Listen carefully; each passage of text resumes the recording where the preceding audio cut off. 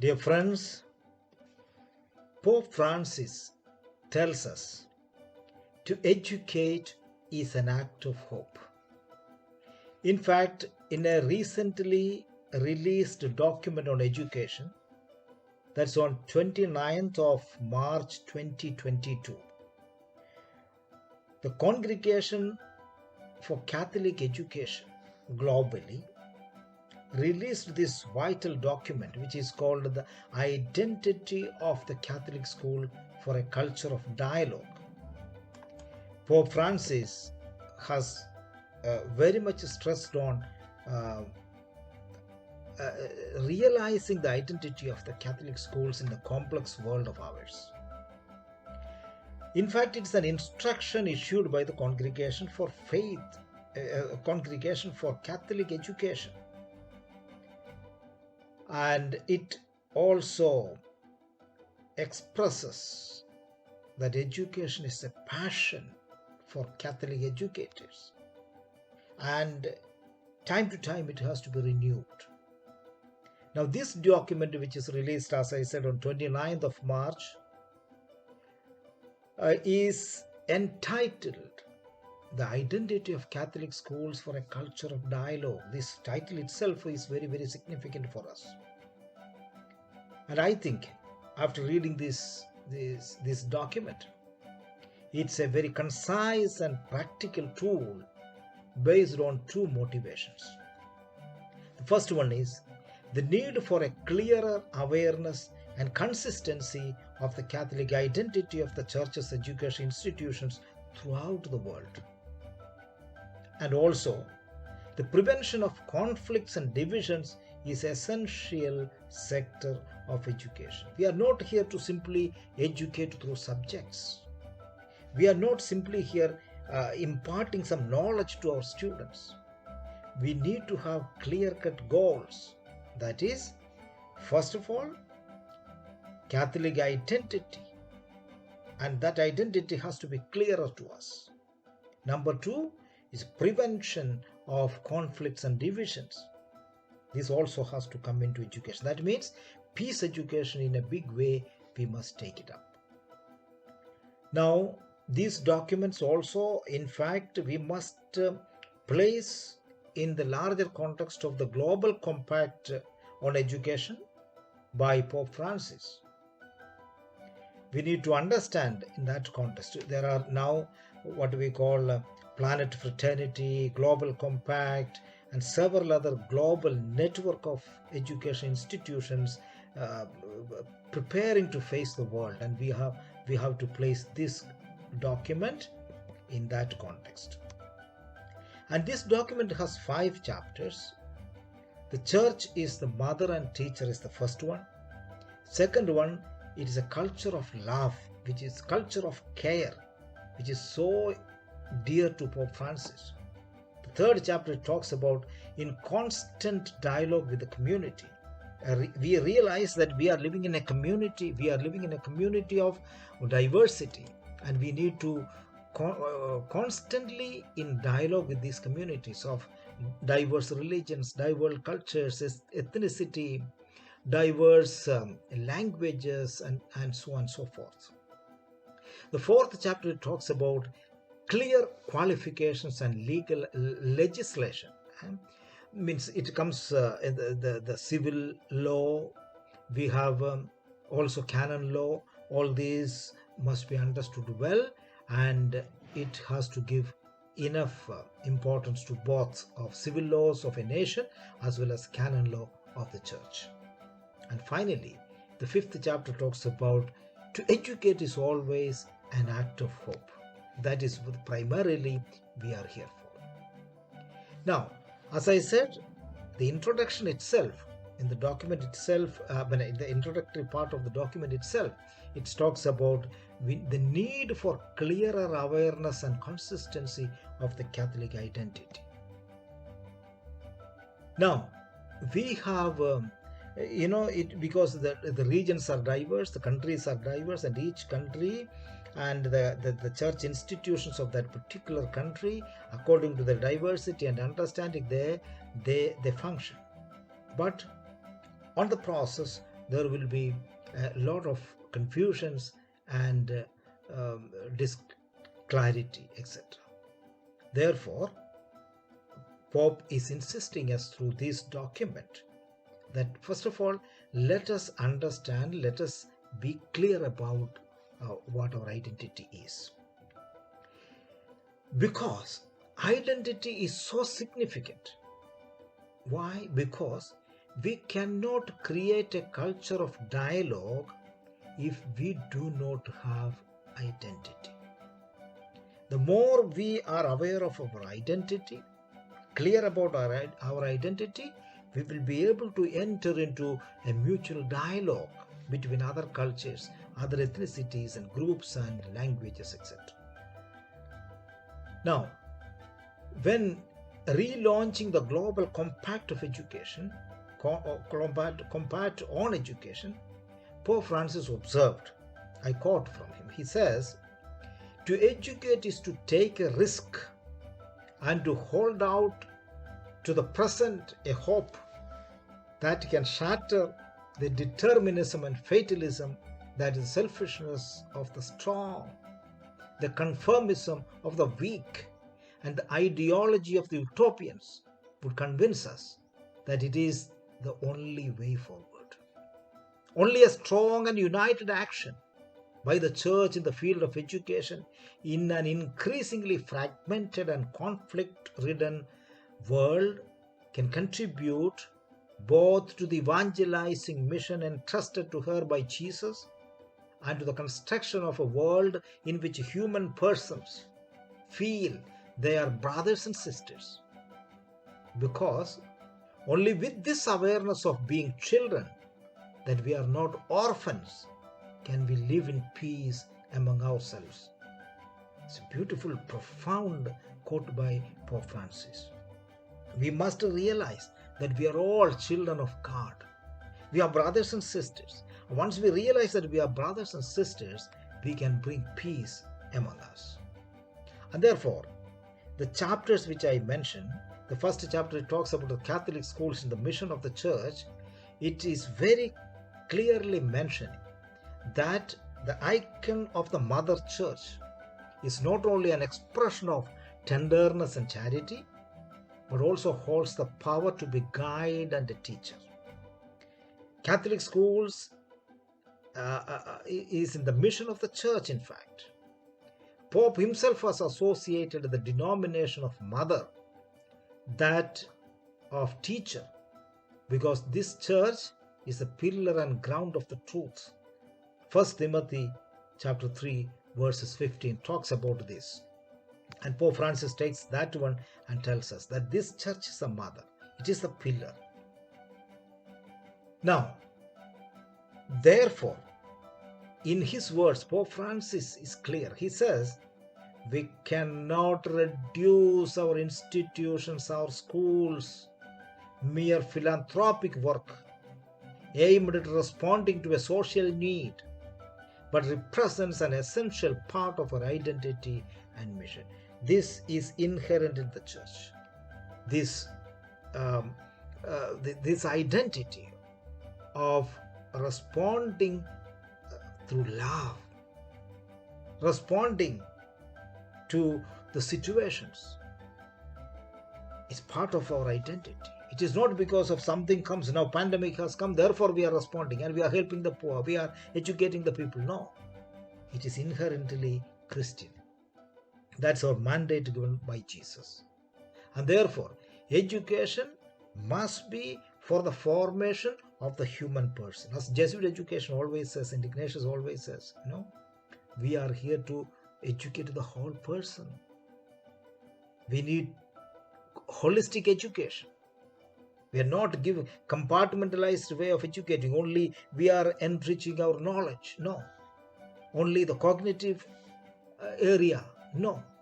We need to give a holistic education. That means all men of every race, men and women of every race, condition and age, since they enjoy the dignity of a human being, have an inalienable right to an education that is in keeping with their ultimate goal, their ability their sex, and the culture and tradition of their country, and also in harmony with their fraternal association with other peoples in the fostering of true unity and peace on earth. For a true education aims at the formation of the human person in the pursuit of his ultimate end of the good of the society, which as man is a member, and in whose obligations as an adult he still share. Means, as part of the human community, human society, we have a great responsibility to fulfill, to live together. Since education is a right for everyone, we Catholic educators must work for the right to education. Of course, the state is responsible for supporting families in the right to choose a school and an educational project. For our part, the church has the duty to educate people. As I said, educating holistically. And in this document, it talks about another fundamental element is the initial and permanent formation of teachers. And today we talk about teacher empowerment, CPDs or continuous professional development, etc. And this document also talks about teachers must be taught. Teachers must be empowered. It does not talk about professional alone. We need the principle of mutual cooperation, first and foremost between parents and teachers, making it a point of reference for the personal action of their pupils in the fervent hope that even after the graduation, education completes from the schools and they move out of the school also, the relationship between the students must continue with the institution. That's why we have strong alumni association, etc. And it recommends about alumni association, forming alumni association, and also forming parental relationship, etc. in our schools. Now, this document considers the school not so much as an institution, but as a community. I think it is important for us Catholic educators to remember. It considers the school not so much as an institution, but as a community. The Catholic school prepares pupils to exercise this freedom responsibly, forming an attitude of openness and solidarity. I think it's very important today, where freedom is curtailed, freedom of expression is throttled, students do not have the problem solving skills. And I think Catholic education through this document is urging us to teach them act responsibly. And therefore, the first and primary part of this is that we as educators must be witnessing people. We witness of Catholic education in and through our lives. We must have a great responsibility to be witnessing our faith, our values, and our responsibilities to our students, because students observe us and learn indirectly a lot from us. Therefore, Catholic educators must be witnessing Catholic life in their teaching and their learning. A distinctive feature of our church's nature is that it is a school for all, especially the weakest. We must give priority to inclusive education. We must, in the 10 identifiers of Jesuit school, one of them is that our schools must be accessible to all. No discrimination whatsoever in the name of race, or religion, or caste, or ethnicity. We must give or create space for everyone to grow. In fact, a school is a place where every pupil enriches themselves and enriches himself and experience the conducive atmosphere for growth, holistic growth. Now, as I said, we lay people must be witnessing. We consecrated educators must be really uh, bringing everyone into that consecrated way of life through their witnessing, their sacrifice, their spirituality, their prayer, their goodness, their values, their forgiveness. They must give role model to people. But today we are insisting too much of professionalism. Professionalism is very, very important. But at the same time, we need to live out our values. Professional aspect we are not neglecting, but it cannot be reduced to professionalism alone. And that is the tendency we see in our schools and colleges today. Professionalism is marked by and raised to a supernatural vocation. The life of the Catholic teacher must be marked by the exercise of a personal vocation in the church and not simply by the exercise of a profession. I am a teacher, so I only teach. No. Teach values in and through your very life. And therefore, we need to get involved in dialogue. Educating to dialogue, it's so important.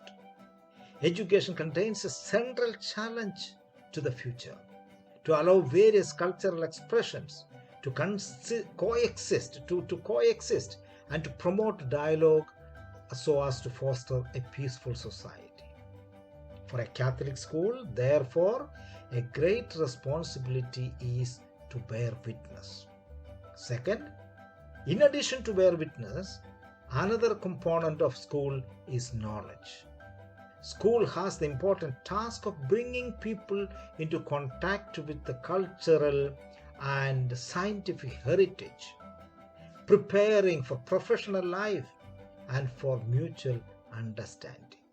That is our duty. And finally, we must accompany our students.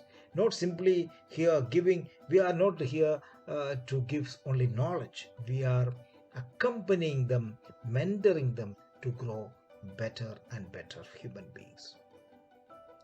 In the face of contemporary challenges, my dear friends, Pope Francis recognized the central value of education. That is why this document is given to us.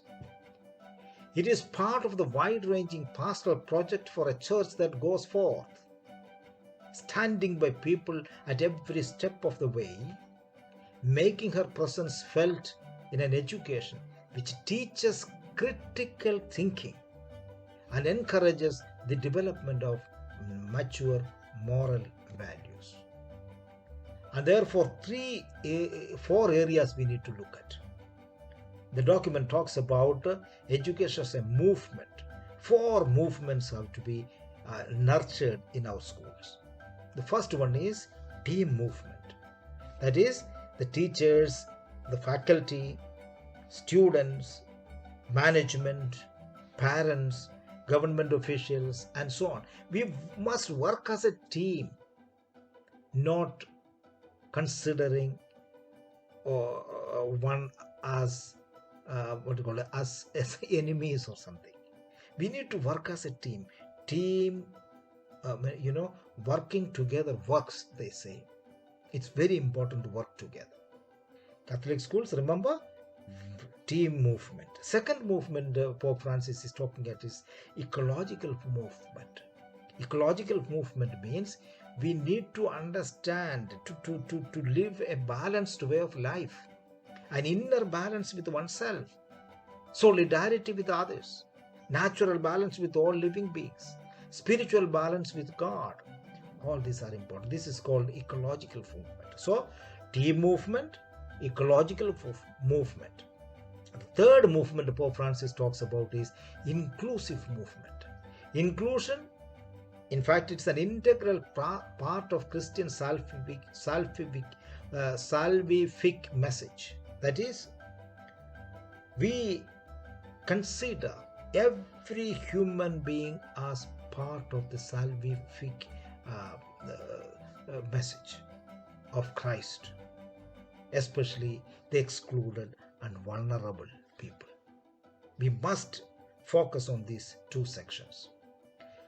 That's the third movement. And the fourth movement is peacemaking movement in a conflict-ridden society, in a war-torn area, where we must educate people for peace, and peace movement must be part of us. Therefore, there are four movements: the team movement, ecological movement, inclusive movement, and peacemaking movement. These four are very, very important for us to reflect upon. In fact, our education institution must be a fabric of relationship for the sake of a humanity capable of speaking the language of fraternity. Pope Francis always talk about fraternity, fraternity, fratelli tutti. The document itself talks about how brotherly and sisterly we are all. We must talk the language of brotherhood, not enmity and hatred. As I said, the chapter 2 talks about who are the responsible people for promoting and verifying Catholic identity. It talks about several things. In summary, it tells us about, I quote from Pope Francis. He says, the education mission is carried out in a spirit of cooperation between various parties: students, parents, teachers, non-teaching personnel, and school management, who form the educational community. Therefore, all of them have a responsibility in promoting varying Catholic identity. And chapter 3 talks about some critical aspect. It talks about there are tensions between Catholic identity and in a multi-religious setup. What is the Catholic identity? There are conflicts, and this has to be clarified. Therefore, these are very critical for a Catholic school to identify. There are legal issues involved in. There are civil laws and the canon laws. I'm not entering into this aspect because canon law and so on we may not understand without having a detailed explanation. But what the document is saying is there should be some kind of a balance between these, and a clear understanding has to happen. Now, in fact, this document urges us that our institutions must be being builders of unity, not of separation, not of disunity. We are supposed to build communities of harmony. Second, we are supposed to be generators of development processes, not destructive processes. And finally, we are supposed to be developers of real, lasting solutions to the problems. It is so important that every day a new problem emerges.